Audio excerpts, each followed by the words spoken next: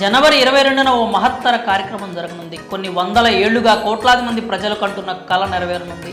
ఆ బృహత్తర కార్యక్రమం పూర్తయ్యేందుకు ఎంతో మంది సహకారం, పోరాటం ఉంది. మరి ఆ గొప్ప వేడుక ఏమిటో అందరికీ అర్థమై ఉంటుంది. అదే అయోధ్యలో శ్రీరాముడి ప్రాణప్రతిష్ఠ కార్యక్రమం. మరో 4 రోజుల్లో ఈ కార్యక్రమం జరగనుంది. అయితే వేడుకను చూసేందుకు లక్షలాది మంది భక్తులు అయోధ్యకు వస్తున్నారు. అయితే ప్రాణప్రతిష్ఠ కార్యక్రమం అనంతరం స్వామివారిని ఎలా దర్శించుకోవాలనే సందేహం చాలా మందిలో ఉంటుంది. మరి అయోధ్య రామయ్య దర్శనానికి ఉన్న విధి విధానాలు ఏమిటో మనం ఇప్పుడు తెలుసుకుందాం. జనవరి 22వ తేదీన అయోధ్యలో రాములోరు కొలువు తీరుతున్నారు. ఈ వేడుకకు సంబంధించిన సన్నాహాలు జోరుగా సాగుతున్నాయి. బాలరాముని విగ్రహ ప్రతిష్టాపన కార్యక్రమం పూర్తయ్యాక సందర్శించాలని చాలామంది భక్తులు ఊబిళ్ళూడుతున్నారు. ఇక అయోధ్య రామాలయంలో బాలరాముడికి రోజుకు 5 సార్లు హారతులు ఇవ్వనున్నారు.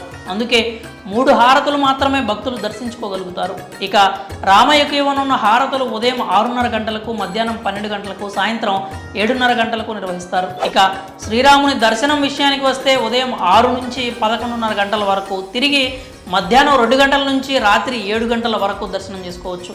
అయోధ్యలో రాముని దర్శనం కోసం ముందుగా రిజిస్ట్రేషన్ చేసుకోవాల్సి ఉంటుంది. ఇందుకోసం శ్రీరామ జన్మభూమి తీర్థక్షేత్ర అధికారిక వెబ్సైట్లోకి వెళ్ళాలి. అందులో మీ మొబైల్ నంబర్ను నమోదు చేయడం ద్వారా లాగిన్ కావాల్సి ఉంటుంది. ఓటీపీతో నమోదు చేశాక సదరు పేజీ ఓపెన్ అవుతుంది. దానిలో దర్శన్ అనే ఆప్షన్పై క్లిక్ చేయాలి. అక్కడ శ్రీరాముని దర్శనం చేసుకోవాలనుకుంటున్న తేదీ, సమయం, మీతో పాటు వచ్చే వారి సంఖ్య, దేశం, రాష్ట్రం వంటి వివరాలు ఇవ్వాల్సి ఉంటుంది. అలాగే ఈ వివరాలతో పాటు మొబైల్ నంబర్, ఫోటోను అప్లోడ్ చేయాలి. ఈ ప్రక్రియ పూర్తయ్యాక దర్శనానికి సంబంధించిన బుకింగ్ పూర్తవుతుంది. అదేవిధంగా శ్రీరాముని హారతలను చూడాలనుకుంటే ఇందుకోసం ప్రత్యేకంగా బుక్ చేసుకోవాల్సి ఉంటుంది. అలాగే ఆఫ్లైన్లో టికెట్లు పొందాలనుకుంటే కూడా ఆలయం సమీపంలోని కౌంటర్ వద్దకు వెళ్ళి ప్రభుత్వం ధృవీకరించిన గుర్తింపు కార్డును చూపించి టికెట్ పొందవచ్చు.